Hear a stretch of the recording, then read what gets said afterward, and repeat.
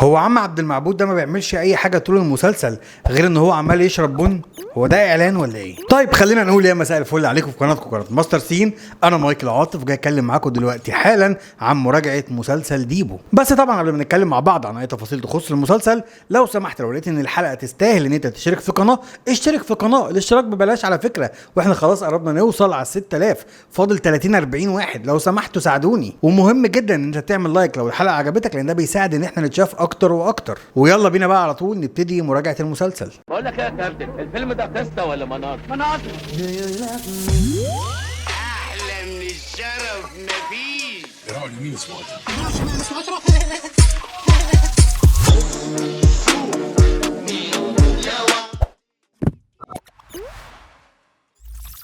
مسلسل ديبو يعتبر اول بطولة مطلقة لنجم مسرح مصر محمد انور، وبيشاركوا في البطولة مجموعة كبيرة جدا من النجوم زي محمد الشامي وسارة الشامي وهالة فاخر ومحمد عبد العظيم وامجد النجار وايمان السيد، وكمان معانا الاستاذ محمد محمود والنجم اللي انا بحبه جدا احمد عبد الحميد. ومسلسلنا من تاليف ايهاب بليبل اللي بعض الاعمال الحلوة زي مسلسل مكتوب عليا اللي اتعرض رمضان اللي فات، واللي بعض الاعمال اللي خيشت زي مرعي البريمو. فهل يا ترى ديبو حلو ولا خايش؟ ده اللي هنعرفه مع بعض جوه في الحلقة. عايزك ما تستعجلش وخد نايبك صبر. والمسلسل من اخراج المخرج الشاب احمد عبد الوهاب اللي ليه بعض الاعمال المتميزه زي فيلم بعد الشر وفيلم مستر اكس. تعالوا بقى مع بعض نتكلم عن القصه. بتدور قصه المسلسل حوالين شاب، الشاب ده ملوش اي شغله ومشغله، عاطل عن العمل لحد ما بيجي في يوم باباه بيحاسبه على كل جنيه صرفه عليه. ومش بس كده، ده بيمضيه على وصولات امانه.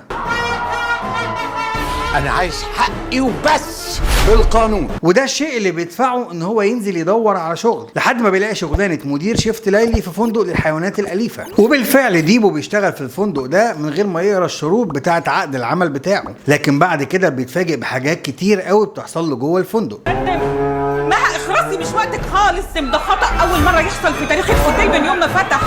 وطبعا انا مش هقدر اتكلم اكتر من كده عشان ما احرقلكوش اي حاجه من الاحداث. وتعالوا بقى على طول نتكلم على الايجابيات والسلبيات اللي انا عارف ان انت قاعد ومستنيها.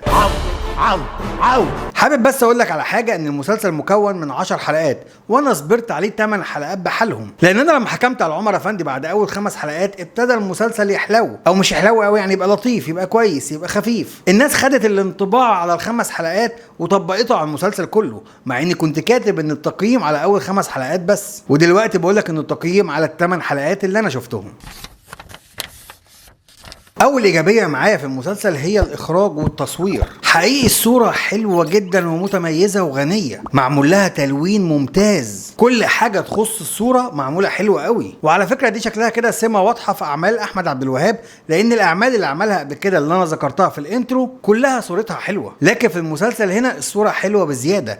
التنوير بتاع اللوكيشن حلو جدا، اماكن التصوير متميزه، رغم ان اماكن التصوير تعتبر قليله لكنها متنوره حلو ومتصوره حلو، والصوره خارجه شكلها حلو ومفيش كادر شكله بايخ. فتحيه كبيره قوي لمخرج العمل على الصوره الحلوه اللي احنا بنتفرج عليها، لان الصوره دي واحده من اهم العناصر اللي في التواصل ما بيننا وبين المسلسل. لو الصوره مش حلوه ده هيقطع التواصل وهيقلله. وتعالوا بقى على طول نتكلم عن تاني عنصر ايجابي معايا في المسلسل، وانا دلوقتي هتكلم معاكم عن الاداء التمثيلي لبعض الممثلين. وللاسف انا قلت بعض لان مش كل الممثلين ادائهم حلو. عجبني جدا اداء رشدي الشامي اللي من اول ما ظهر ادى المسلسل شكل وطعم مختلف لحد الحلقه الثامنه، والمسلسل فاضل له حلقتين وانت مش قادر تفهم حقيقته وطبيعته ايه. انا عن نفسي مكون صوره شخصيه بس مش هقولها لك عشان ما لخبطكش او عشان ما اثرش على الصوره اللي انت مكونها، لكن اللي اكيد وما فيهوش نقاش ان رشدي الشامي ادى المسلسل طعم وروح مختلفين تماما. كمان عاجبني امجد الحجار اللي مدي طعم كوميديا مختلف. يمكن النوع ده من الكوميديا لو حد غيره كان عمله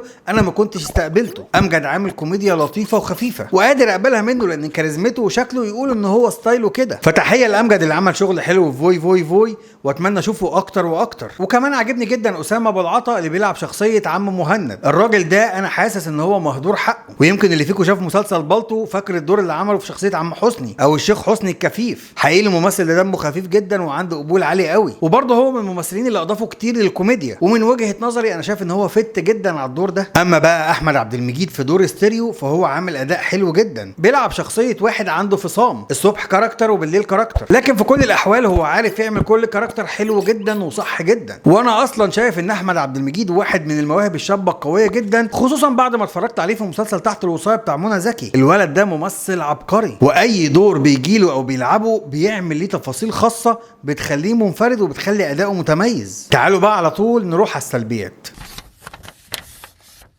مبدئيا يا سيدي، اول سلبيه معايا في المسلسل هي القصه. عملنا الانترو بتاع المسلسل واول حلقتين احنا نحتين من مسلسل البخيل وانا او رد كاردي. انا مش عارف انتوا شفتوا مسلسل البخيل وانا بتاع الاستاذ فريد شوقي ولا لا، بس في المسلسل ده كان فريد شوقي كاتب كل جنيه هو صرفه على ابنه بيحاسبه عليه، نفس الفكره نفس التفصيله بنفس الطريقه. ما علينا من دي، هنقول يا سيدي ده روح الاقتباس والتاثر، بس برضه مفيش مبرر ان اول حلقتين يبقوا بايخين ووحشين قوي كده. حقيقه انا قاعد اول حلقتين زهقان وملان، لحد ما فجاه ظهر رشدي الشامي اللي هو عم عبد المعبود. فجأة الأحداث بدأت تتغير وبقى ليها طعم وشكل مختلف. وأنا هحرق عليك المسلسل من دلوقتي وأقول لك إن الحلقتين الجايين هتلاقي بلوت تويست معمول أنت ما كنتش عامل حسابك عليه. بس أيا كان اللي هيحصل، إحنا بقالنا 8 حلقات عمالين نحرق ونلف وندور حوالين بعض، والمسلسل بطيء جدا. إيقاع الكتابة سيء، إيقاع الكتابة مش عاجبني، إيقاع الكتابة وحش. المسلسل محتاج يشد حيله شوية، وده على طول هينقلني بتاني نقطة اللي مرتبطة بأول نقطة.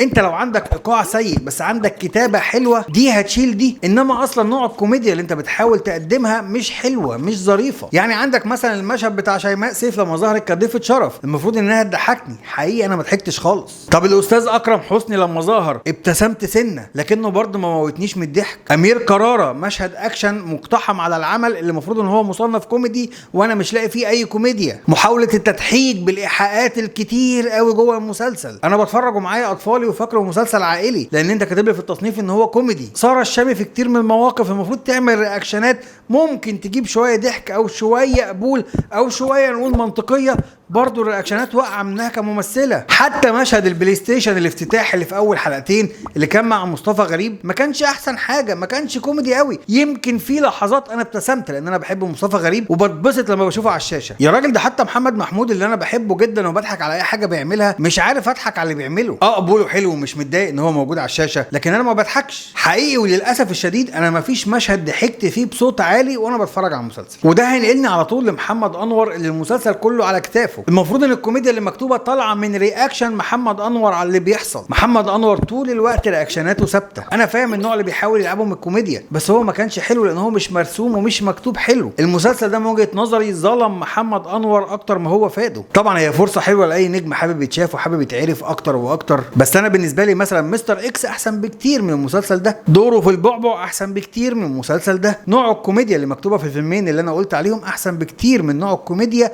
اللي مكتوبه في مسلسل ديبو. يا راجل ده انت لو بصيت على محمد عبد العظيم اللي كان بيلعب دور لمع النجس في عمر افندي وبصيت عليه في ديبو اللي بيلعب دور عبد القادر القط المحامي الفاسد، هتلاقي ان برضه مش عارفين يطلع منه ضحك، في حين ان محمد عبد العظيم ده بيجيب ضحك بالعبيط جدا. ده كفايه الافيه بتاع انا يا بنتي شكرا على ثقتك الغاليه، ده معلم معانا لحد دلوقتي. ملخص اللي عايز اقوله عشان ما تتوهش مني، احنا معانا كل عناصر النجاح، لكن اهم عنصر معانا هو ضعيف اللي هو التأليف، السيناريو. على فكره انا كنت هبقى مبسوط جدا لو المسلسل ده كان جامد وساب صدى على الاقل زي اللي سابه عمر افندي، كنت احب ان هو يبقى احسن منه كمان. وده ليه؟ لان حاجه حلوه ان احنا نتفرج على عمل فني ممتع، حاجه حلوه ان محمد انور ينجح ويعمل اعمال تاني كوميديه، حاجه ممتعه ليا كمشاهد لما يكون العمل اصلا حلو. يعني ايه يا عم مايكل المسلسل وحش قوي كده؟ يا جماعه انا ما قلتش وحش، لكنه مش قوي، مش زي ما انا كنت متوقع. المسلسل رتمه هادي وبطيء والكوميديا فيه قليله، لكن انت ممكن تتفرج عليه وانت فارد على الكنبه عادي وقاعد بتقزقز اي حاجه، راجع من الشغل عايز تفسد دماغك، اقعد فخد على الكنبه ولا على الانتريه واقعد اتفرج براحتك وفضي دماغك. انما انا عشان اكون صريح معاك ما تستناش منه الكوميديا الصارخه اللي انت متوقعها، ما تستناش منه شغل زي البيت بيتي او زي مكتوب عليا، لا مسلسل على الهادي خالص، عادي خده ريلاكس كده، اقعد كل فشارك الجميل وفخد في البيت واتفرج عليه. وانت بقى بتتفرج عليه قول لي رايك في الكومنتات، يا ترى انا كلامي صح ولا غلط، يا ترى متفق معايا ولا مختلف معايا، يهمني جدا اسمع رايك. والاهم عندي انك تشترك في القناه يا صاحبي، الاشتراك ببلاش صدقني، بس هيساعدني انا اكبر ويساعدني انا اتشاف، وانا مش هكبر ولا هتشاف غير بيك انت وبدعمك انت. وتقييم الرقم لمسلسل ديبو لحد الحلقه الثامنه 4.5 من 10، كنت عايز اديله 4 بس انا حاسس ان هو اخر حلقتين دول فيهم بلوت تويست هيبقى جامد جدا وهيخلي القصه شكلها حلو. ولحد هنا اكون خلصت مراجعه مسلسل ديبو، اشوفكم على خير في مراجعات تاني جايه كتير. انا بابا يلا.